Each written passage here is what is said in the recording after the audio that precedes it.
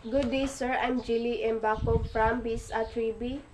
I'll be discuss the production of metabolic water.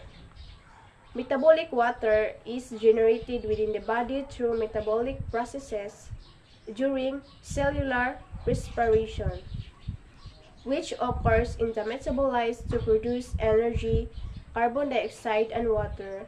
The chemical reaction for these processes is 6H1206 glucose plus 602 oxygen equals 6CO2, carbon dioxide plus 6H2O water plus energy. As you can see, water is one of the products of this reaction. This metabolic water is essential for the body hydration, especially in situations where external water sources are limited, such as during periods of fasting or in acid environments. The water produced an end product of the oxidation of energy-containing molecules such as carbohydrates, fats, and protein. Metabolic water has indeed a small part of the total water in many animals compared with free drinking water and the water-contained food. These processes occur constantly in the cells of the human body, ensuring a continuous supply of water as a metabolic water.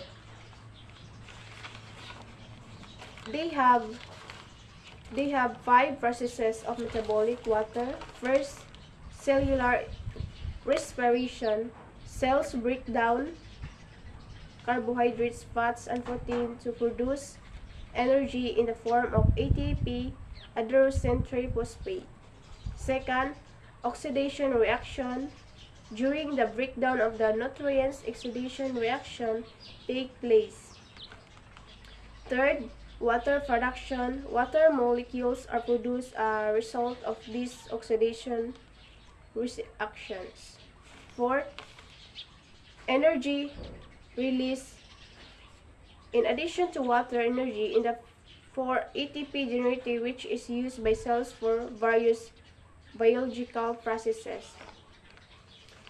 Fifth is excreton. The metabolic water is neither used by the body for various physiological functions or excreted through processes like urine, sweat, and breathing. The citric acid cycle. The citric acid cycle, also known as the Krebs cycles of tecarboxylic acid (TCA) cycle, is a series of chemical reactions that occur in the mitochondria of eukaryotic cells. It is a central metabolic pathway involved in the oxidation of acyl CoA, a molecule derived from carbohydrates, fats, and protein. During this cycle, acetyl CoA is oxidized, and carbon dioxide is released, generating energy in the form of ATP and reducing equivalents in the form of NADH and FADH2. They have 8 processes. Step in citric acid cycle. First, acetyl CoA formation. 2. Containing acetyl CoA with oxaloacetate. 3. Isomerization.